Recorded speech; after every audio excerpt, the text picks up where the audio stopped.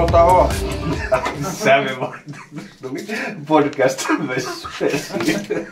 Heipä hei taas. Uutta vuotta täällä.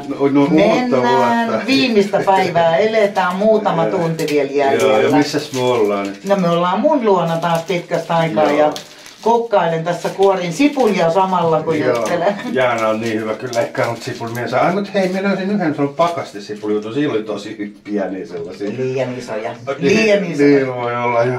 Niin me tultiin tänne viettää tässä vähän uutta vuotta, mutta meillä on kyllä ihan tällainen aihekin tällä kertaa. Mistä me ajateltiin puhua? Eli meillä on muistisairauksista. Joo. Ja varmaan lähinnä tuosta Alzheimerista, mutta eiköhän se, kun se menee sinne sitten dementian puolelle niin helposti, niin Joo. etsitään sitten, meillä on tässä vähän vieraita nyt kaksin käsin oikein. Soittovieraita on sitten, mutta jutellaan niistä sitten vähän myöhemmin. Joo, jutellaan. Nyt mitä ruokaa se olit ajatellut? Tää nyt on Jaanan show, tää ruoka tällä kertaa. Eli tänään tehdään karria. Vähän, mien vielä ihan varma, että meneekö taimaalaisittain vai intialaisittain. On. Mulla on täällä eri aineksia, mutta ehkä tehdään tämmönen Jaanan versio tästä näin. Joo. Mitäs me siihen tulee? Sipulisia leikkaat ja mitäs tuolla pöydällä on? Sitten on inkivääriä tuolla noin. Ei laiteta sitten paljon, se on vähän. Ei laiteta kuin ihan vähän, vaan paprikaa on. Sulla on muuten mitkä pitää naanleipiä. Ai no naanleipiä. Naanleipiä, ne on niinku tämmöstä, minä kävin hakemassa tosta. Ai se kuuluu nyt tänne meille? Joo. Wow, hyvä. Joo, sitten on kookoskermaa sekä kookosmaitoa. Ja sitten on toi karripaste tuolla noin, niin siitä. Joo, ja sit se mennessä laittaa noita paprikoita, mitkä on tuossa paprikoita, joo, mutta me surrataan ne, että siitä tuleekin niinku tasainen, ettei tää arfidyessu täältä nouse esille. Niin. Siitä oli vissiin se arfidyessu nyt ihan ohjelmakin. Siitä oli se oli tosi mielenkiintoinen. Joo. Ja se varmaan löytyy tuolta Areenasta, niin se kannattaa käydä vilkaisemassa. Ootko jo kattonut sen? En ole vielä kattonut, mutta Arfidhan on siis sellainen vähän tällainen niinku ruoka, että on vaikea syödä jotain ruokia, tekstuureja tai makuja tai jotain värejä tai jotain. Se voi olla eri. Mulle ehkä niinku hankalin lapsen oli se, että kun mä en niinku kerta kaikkiaan suostunut tai halunnut tai se tuntui niin kamalalta syödä jotain. Mä en oikein mennyt kelleen niinku vieraaksi, niinku yövieraaksi, kun mä en tiedä mitä sieltä tulee niinku turvan eteen aamupalalla tai iltapalalla tai muualla. Niin joo. Se niinku rajoittaa aivan älyttömästi jossain asioissa sitten. Joo, mutta nythän kaikki sun ystävät tietää, että sulla on tää. Osa varautuu. Kaikki joutuu perkele taipumaan. Broidissa ei sun Garfield, se on vaan saatana hankala. Joo. No ei kai Teppolle terveisiä, kyllä se Teppokin tietää jo nyt. Ei se tahallaan se vesku niin hankala. Joo, kyllä. Ja meillä oli sitten toi pääproteiini, oli tossa mikä? Kana. Joo. Nyt sulla on sitruuna siinä vielä. Ja sitruunaa siinä, vähän sit saa siihen vähän kiksin siitä. Sekä tuoretta chiliä sitten. Joo, chili, joo. Saa laittaa sit oman maun mukaan. Joo, sekin hyvä, se leikkaa pieniksi menee kyllä mulla. Joo. Joo, se on sitten fire in the hole in the morning. No sit on vatsa huutaa hoosiannaa. Tai toi rööperireikä on vähän punaisena. Niin, joo. Okei, hyvät ruuat ja hyvät meiningit täällä menossa. Ja katsotaan, meillä on sitä aihe vähän vakavampi, mutta että niinhän sitä elämässä vähän tässä alkaa niitä vakavampia aiheita tulla ihan niin omasta takaakin. Kyllä. Näin se elämä vaan menee. Näin menee. Eiku, hei eteenpäin. Hyvää uutta vuotta. Hyvää uutta vuotta. Hei.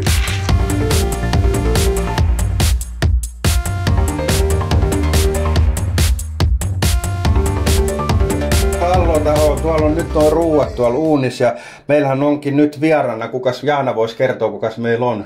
Eli meillä on nyt täällä puhelimen päässä Johanna. Moikka Johanna. Moikka. Ja Johanna on tämmöisten muistisairauden kanssa niin kuin asiantuntija, hän on geronomi.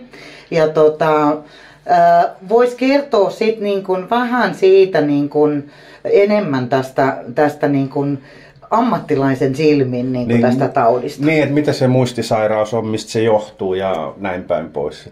Ja hei Johanna, hyvää uutta vuotta messuun. Joo, kiitos sitä samaa. Joo, ja Johannalla on vähän lunska, että ihanan tollainen käheä ääni. Joo, tää on.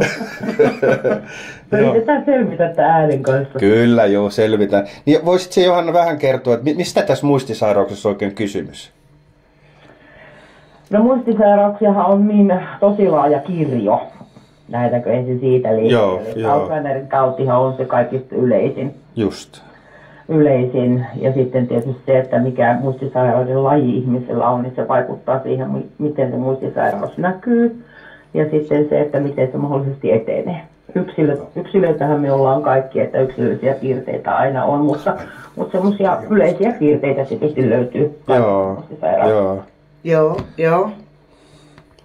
Eli Alzheimeria ja dementia ja tämmöisiä kaikkea on. Niin dementia on niinku yleisnimitys oikeastaan. Ahaa, just. Mistä me en tiedä? Me ei tiedä tästä mitään, että me lähdettiin tähän me ollaan ihan tämmöisiä maalaisia tämän asian kanssa. Niin. Kissoja. Kuinka yleistä tällainen muistisairaus väestössä on?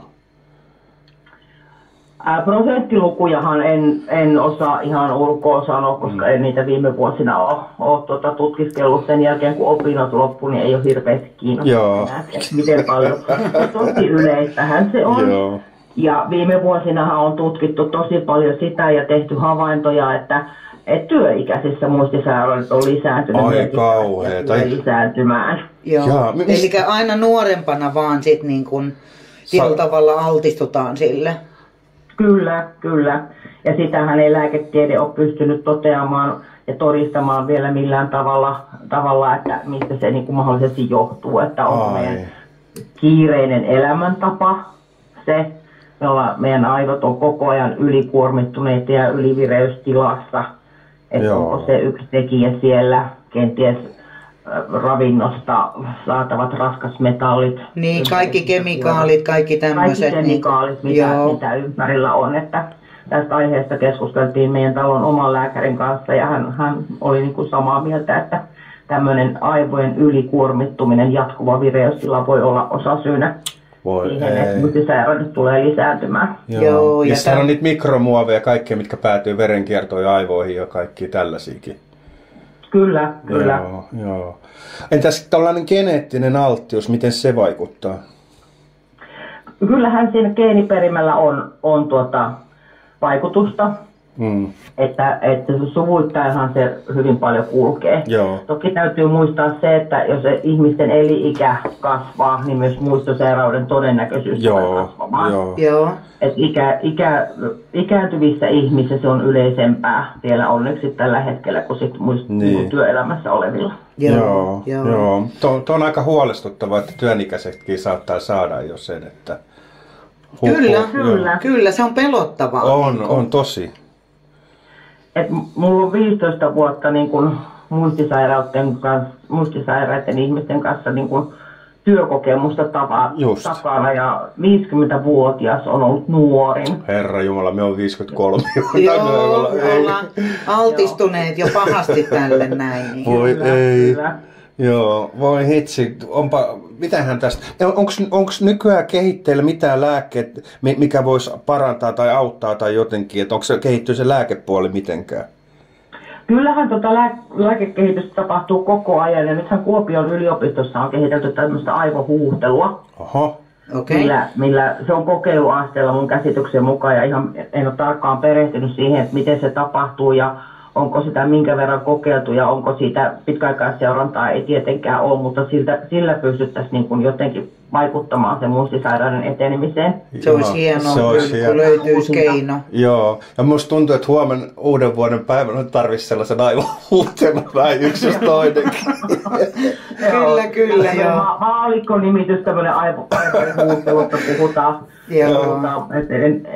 Se on niin lääketieteellistä. Joo, ihan sillä joo. Että tiistaina suolihuhtelu ja sunnuntaina aivohuhtelu. Kyllä. Joo. Koitetaan tälle pitää lyhkäisen, ettei liikaa vaivata sinua, mutta olisiko tässä vielä jotain, mitä sinä ajattelisit, että mahdollisesti Jaanalle? Joo, kerro siitä, kun sinä kerroit silloin, kun aiemmin juteltiin tuossa viikolla, niin sinä kerroit siitä, että kuinka paljon teillä on siellä niin kuin teidän osastolla, kun eihän se niin, ole, eikö se ole niin kuin vanhusten kotiko, vai millä nimikkeellä se menee se? Tehostettu asumispalveluyksikkö. Vanhainkotejahan ei enää Suomessa ole. Joo, okei. Joo, vanhaa tietoa. Ja siellä kerroit, että kuinka iso osa siitä niin kuin asukkaista niin on tämän muistisairauden kynsissä nyt sitten. Joo, eli meillä on 30-paikkainen palvelutalo, niin yksi ainut meidän asukkaista on sellainen, joilla ei ole. Herra Jumala. Joo, ja ne on varmaan sitten eri vaiheissa niin kuin tietyllä tavalla niillä asukkailla. Ja ikäjakauma on 71 vuodesta 102 vuoteen. Okei, joo. Sen nyt ymmärtää, että jos jollain 100-vuotiaalla on, niin. Mutta niin puolet siitä, niin se 50 niin, se 50 on kyllä aika hurjaa. Ihan hirveältä. Ja se, mitä nuorempana se tavallaan saa, niin voi melkein sanoa, että se on yksi yhteen, sitä rajumpi se taudin kulku on. Okei, ai siinä on semmoinen. Joo, kyllä. Kyllä tässä on mietittävää nyt. Me ei sinua enempää häiritä, mutta me toivotaan, että sä parannet flunssasta ja vietät oikein kivan flunssasta. Joo, oikein kiva uusi vuosi. Joo, huomenna menen 7 töihin. Joo. No ei siinä paljon juhlita sitten. Ei. No mukaan voimalla vaan. No ei muuta kuin voimiin, Johannes on töihin ja kuitenkin sanotaan hyvää uutta vuotta. Joo, ja kiitos. Tosi paljon kiitoksia. Kiitos, kun tulit mukaan. Asiantuntijalausunnosta. Kiitos, hei. Hei. Moikka.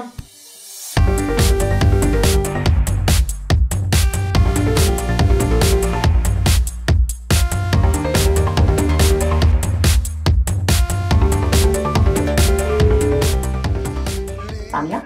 No Jaana täällä, moikka. Ja Vessi täällä. Hello sis. Olen Milla. Hyvää uutta vuotta. Hyvää uutta vuotta. Joo, me just soitettiin tuolle asiantuntijalle, oliko se Jyväskylästä? Joo, Johanna Jyväskylästä, niin hän kertoi vähän tästä taudinkuvasta meille niin kuin yleisesti. Joo. Ja kun työskentelee niiden parissa aktiivisesti, niin Joo, niin nyt me ajateltiin, että me kysytään sulta vähän sellaista henkilökohtaisesti, että kun sehän oli se meidän äitillä, oliko se Alzheimer se? Joo, äidillä oli Alzheimer. Joo, ja oliko se vähän silleen, että se alkoi vähän, tossa just sen asiantuntijan, kun puhuttiin, että 50-vuotiaanakin nykyään ihmiset voi alkaa sairastua. Oliko se niin, että se äiti oli vähän se alkoholin osuutta siihen, että se lähti vähän aikaisemmin se? No eihän sitä todettu mitenkään merkittävän aikaisin. Joo. Mutta tietysti jälkiviisaana voi miettiä, että oliko osa siitä, mitä oli kuviteltu, että johtuu alkoholista, niin ehkä ei johtunutkaan alkoholista, vaan olikin sitä muistisairautta. Joo. Niin, oliko hän minkä ikäinen silloin, kun todettiin? Ihan hirveän hyvä kysymys, johon en kyllä osaa. Et muista enää, oot halunnut sulkea sen pois muistista. Joo, ja sitten sehän olit, kuka hoisit sit tavallaan sen asioita ja kaikkea ja muuta, että ihan, ei tarvi ihan syvää päätyä, jos ei halua, mutta miltä se kaikki niin kuin sinusta, mitä se otti sun elämästä, antoiko se yhtään mitään ja näin päin pois? Että? No tosi laaja kysymys ja aika moniosainen, mutta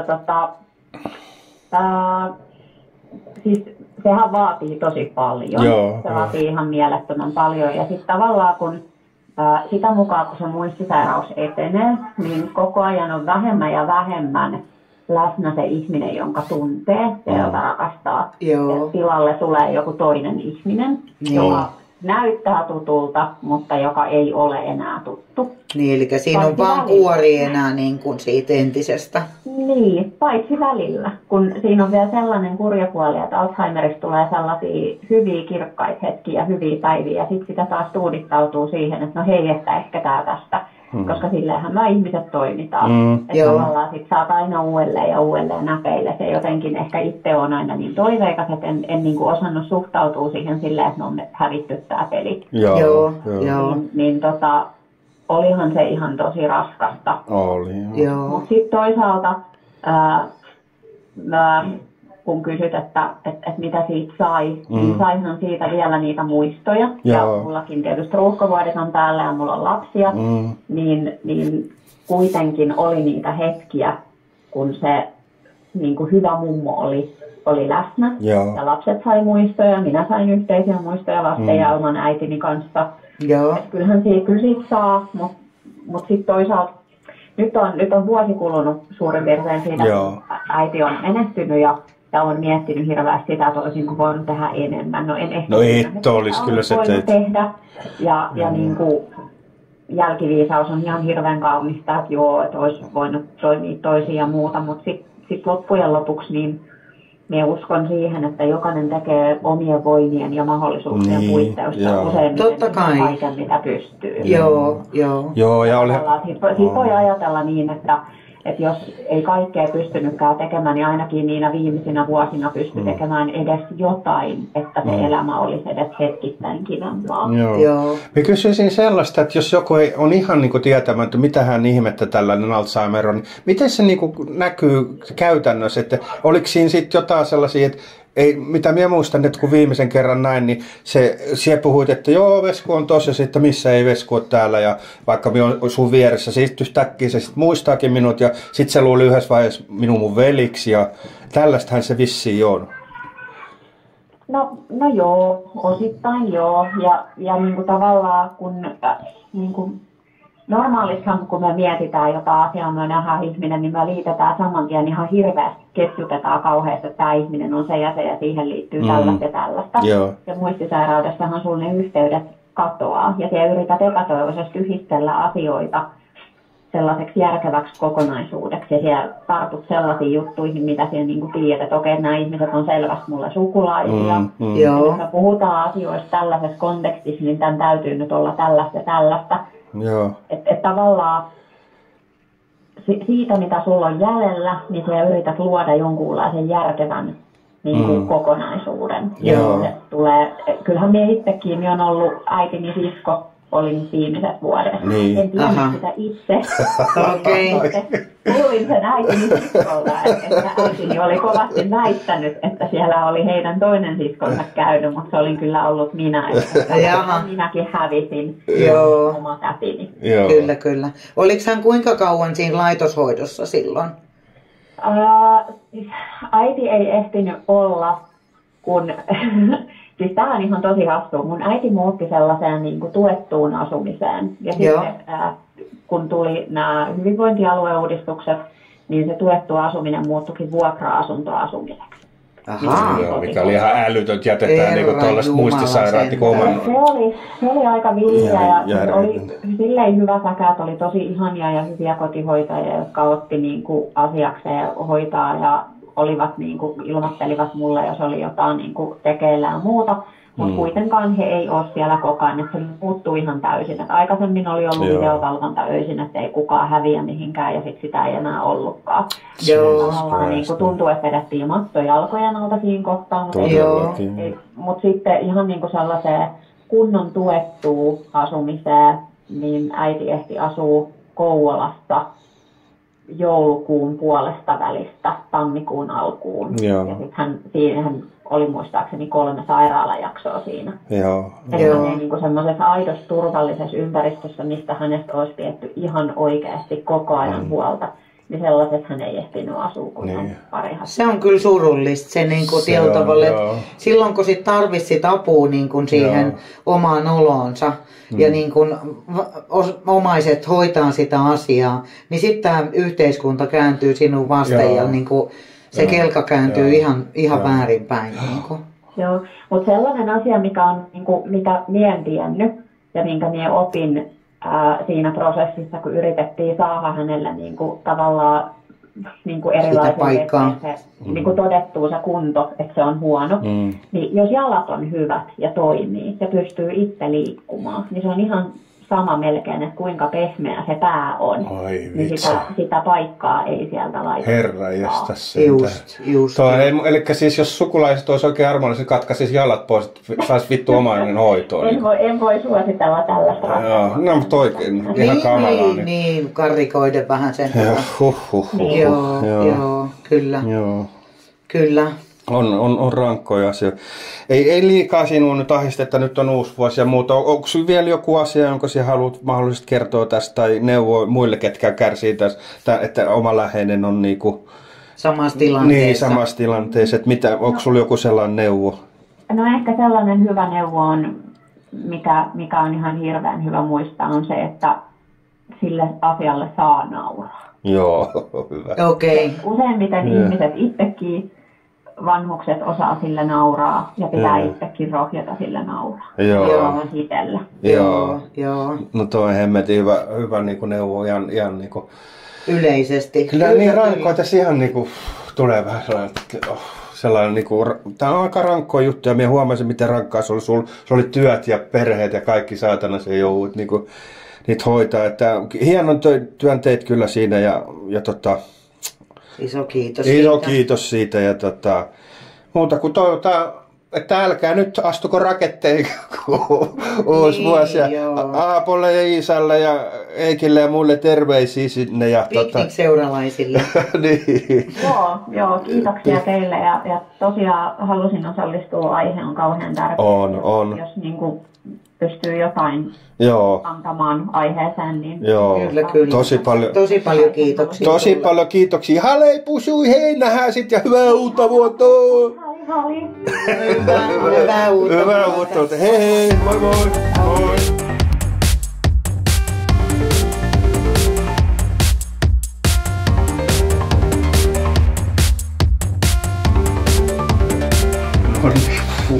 Olipa taas puhelut, joo. Kyllä. Rankka aihe, kyllä. Tosi rankkaa. Niin kuin sanoitkin, että oli hyvä, että oli vähän sit se asiantuntija ja onhan Tanjakin toisaalta asiantuntija. Kokemusasiantuntija, kyllä, niin, näin on joo. Molemmat puhui niin hienosti ja hyvin ja muuta, että vähän alkoi rintaa painaakin kuuntelemaan. Onhan se tietenkin.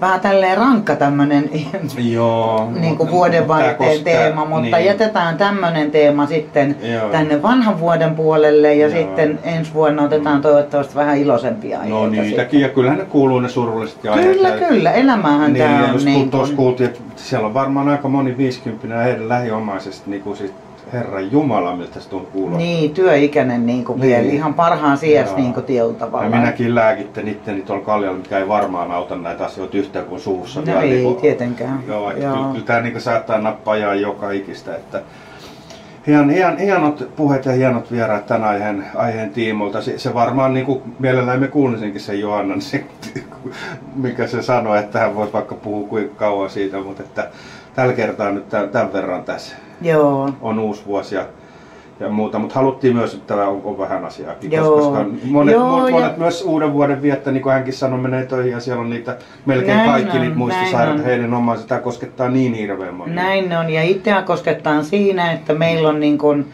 äitin puolelta mummo on sairastanut tätä ja sitten tietyllä tavalla nyt on isän puolelta, niin isällä on todettu puoli vuotta sitten, että niin kuin ihan alkuvaiheessa vielä, mutta niin kuin mielenkiintoista kuulla näitä tarinoita sitten, niin kuin, että miten se etenee ja mikä, ja toi oli hyvä vinkki toi nauraminen sitten. Joo, mulla on jo yksi kaveri ja se oli vähän niin kuin omaishoitaja, niin siellä nauri.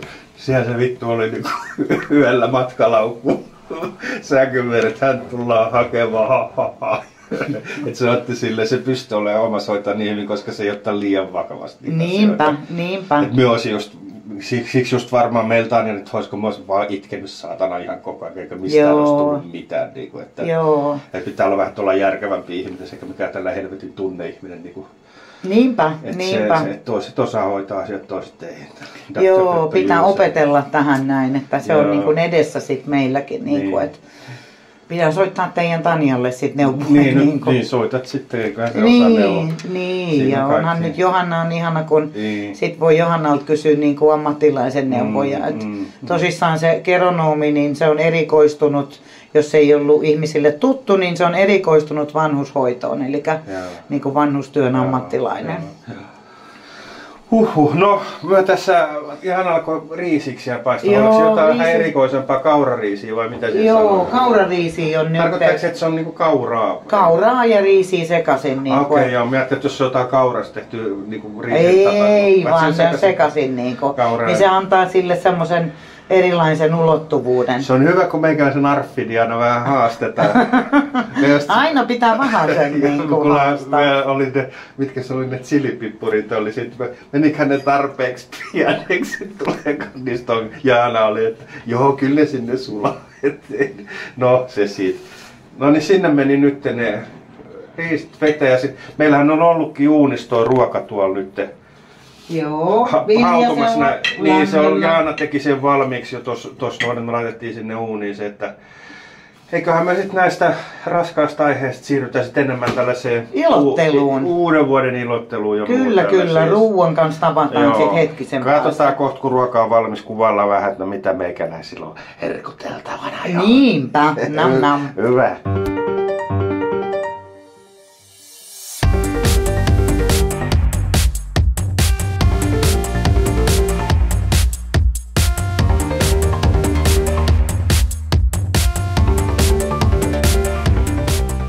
No niin, mussukat.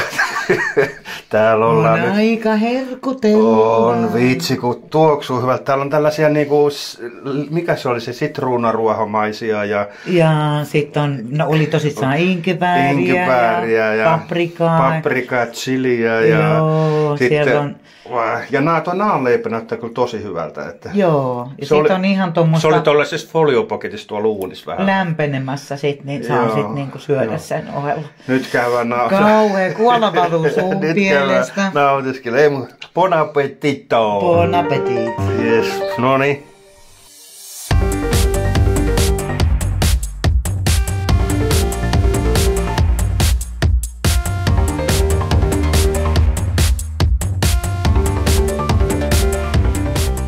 Aloitetaan hommussukat, mihin just sanoit, että otetaan rauhallisemmin Jaanossa.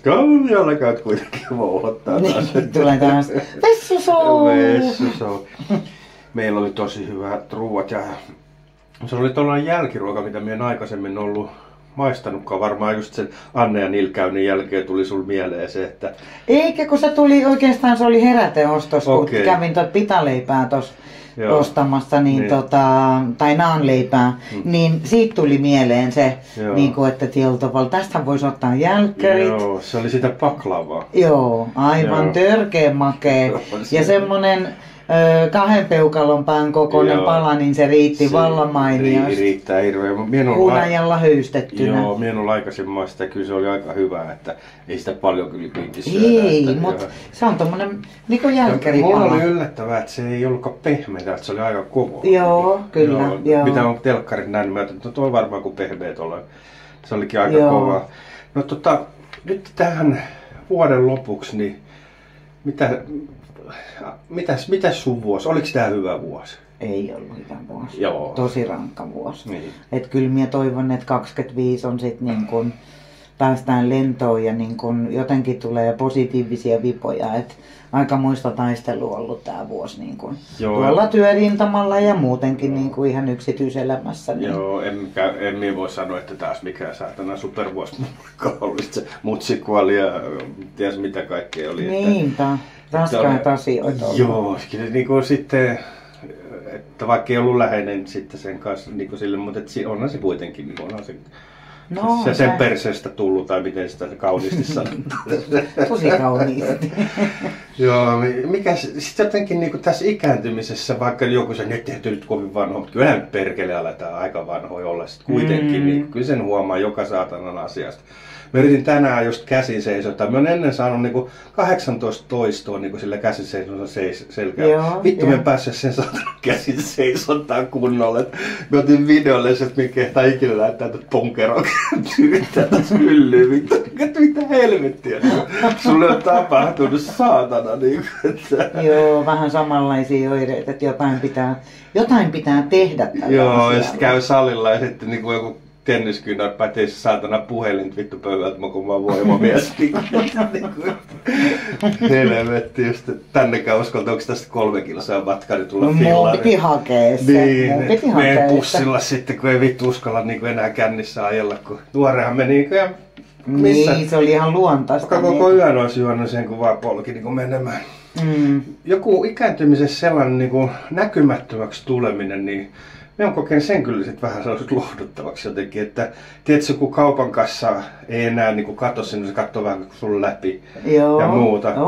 Niin minusta se on tuntunut aika kivalta sitten. Kivalta? Joo, mietin, me on aina... Aika erikoinen ajatus. No onko tää joku helvetin niin oletettu Asperger tai minä en kaipaa sellaista. Minusta tuntuu vähän inhoittavalta, kun joku katsoo, niin sitten katsoo uudestaan ja huomaa, että oi, ja sitten niin sit se on kiva, kun ne katsoo vähän niin kuin läpi, että toi on vähän kuin ikääntyvä paska. Että jotain sellaista, mitä ei kannata ottaa huomioon. Sitten on jotenkin niin Ihanaa. Tästä voi vaan niinku mennä. No tähän minä voin nyt ehkä yhtyä kumminkaan tohon. En ole huomannut tämmöistä piirrettä itsessäni vielä. Voihan se olla sitten, että jos saa niinku vielä, jos punttisalille ei mun mahaa katso, vaan katsoo pelkkää hauisliasta, joku katsoo jo tompassi jotain. Mutta sielläkin huomaa, että ne nuoret aikaisemmin katsoo vähän iälle, niin ei nyt ne on niin ihan pelkkää ilmaa niille, vaan jes, hyvä. Okay. Mun mielestä se on jotenkin niinku tosi raikasta silleen.